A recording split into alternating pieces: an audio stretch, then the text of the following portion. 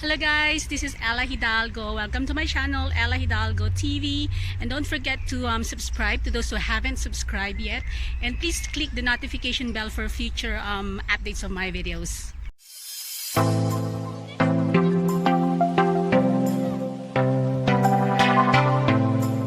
International Health Surcharge is a topic here in UK last week, wherein the Prime Minister Boris Johnson was assertive not to exempt the NHS or the migrant NHS workers who are in the front line in fighting the COVID-19. Despite of the fact that the nurses who looked after the Prime Minister when he was ill of COVID-19 were all migrants. So what is this International Health Surcharge is all about? International Health Surcharge is an additional fee at the top of the immigration fee that needs to be paid by migrant workers when they come to UK to work or to live for more than 6 months. So this is £400 per individual or per migrant, and their dependents needs to pay as well additional. I just don't know how much, but it's 400 and it is due to increase in October from 400 to 625.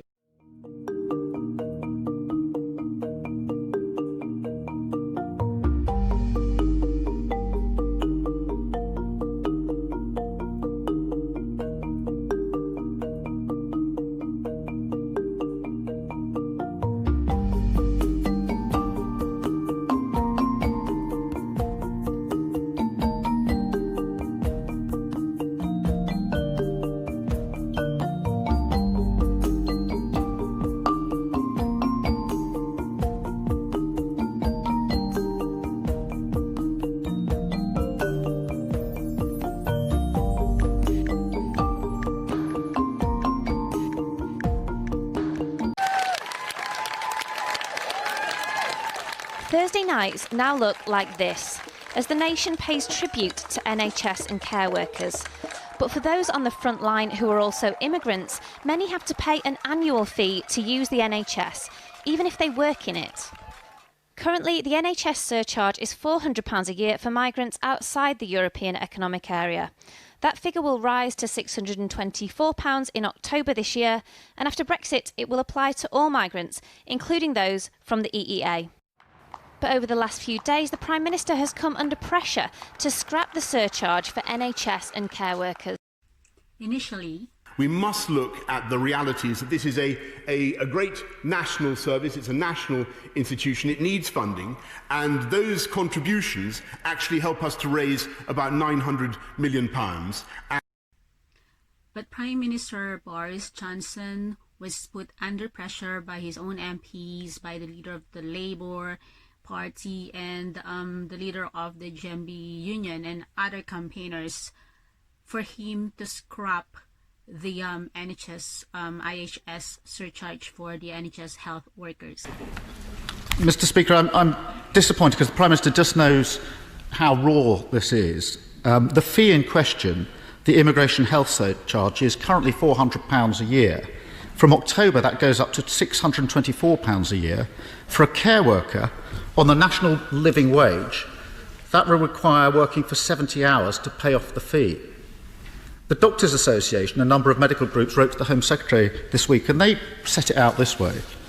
At a time when we're mourning colleagues, your steadfast refusal to reconsider the deeply unfair Immigration Health Surcharge is a gross insult to all of us who are serving this country at its time of greatest need. We agree, and Labour will table an amendment to the immigration bill to exempt NHS and care workers from this charge. Can I urge the Prime Minister to reconsider his view as we go through this crisis? Prime Minister. Mr. Speaker, I've given my answer, but what I will say is that I think that it is important that we support our NHS and that we invest massively in our NHS, and this government, this one nation government, Conservative government, is determined to invest more in our NHS at any time in modern memory. We've already begun that, and we will want to see our fantastic frontline workers paid properly, and that is, I think, the best way forward. I want to see our NHS staff paid properly, our NHS supported, and I want to continue our programme, not just of building 40 more hospitals, but recruiting 50,000 more nurses and investing hugely in our NHS. And I believe that will be warmly welcomed across the whole of our establishment of our fantastic NHS.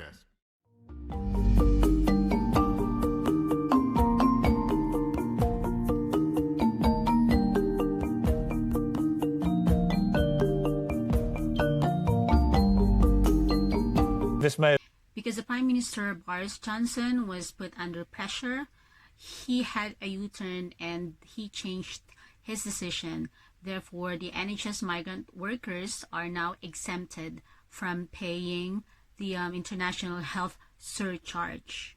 The Prime Minister has asked the Home Secretary and I to work on how we can remove NHS and care workers from the NHS surcharge as soon as possible, and I'm very pleased to be able to do that. I've already spoken to the Home Secretary and we'll be saying more on how we do this in the next few days. The Prime Minister has clearly himself been a beneficiary of carers from abroad, and we've talked many times during this crisis about the enormous contribution that people from overseas make to the NHS and to social care. So the purpose of the Immigration Health Surcharge within the NHS is a fair one, and the purpose is to ensure that everybody contributes to the NHS, but also those who work within the NHS and within the social care are themselves making that contribution directly.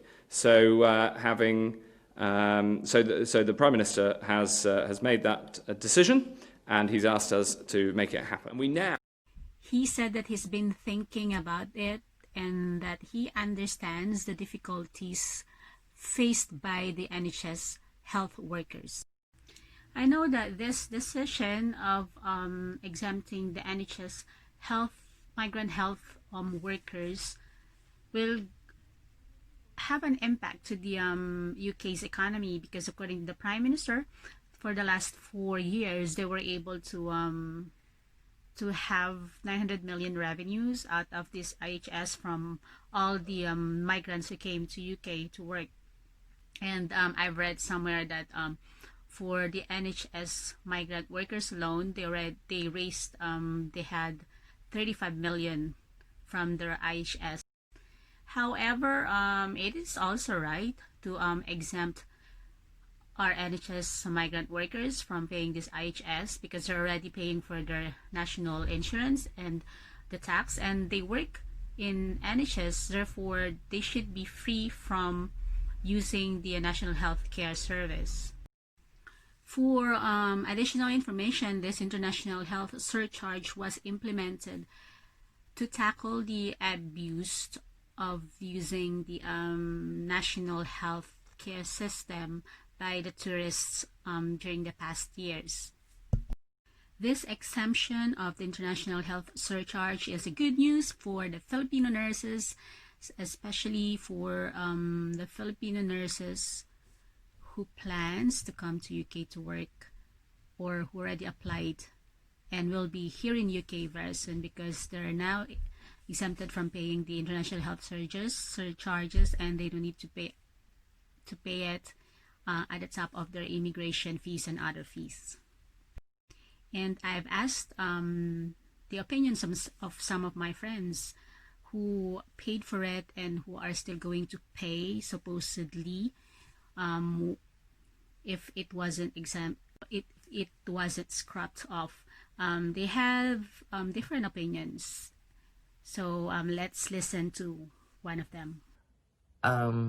Yeah, I'm happy that it's been scrapped out, or scrapped off. But if the government will change their mind and they will still charge us migrant health workers, I hope it's not that high, or they will not increase it, so that we can still afford to pay it.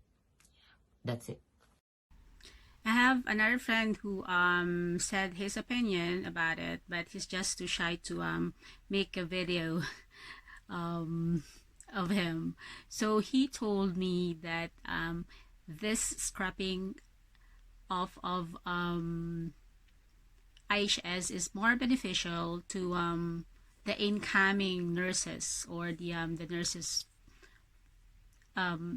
who's still going to come to UK, rather than them who's already working here, because they already paid for IHS. And despite that, this IHS has been scrapped off because of the nurses and the NHS migrant workers who are already working here and tackling the COVID-19 virus.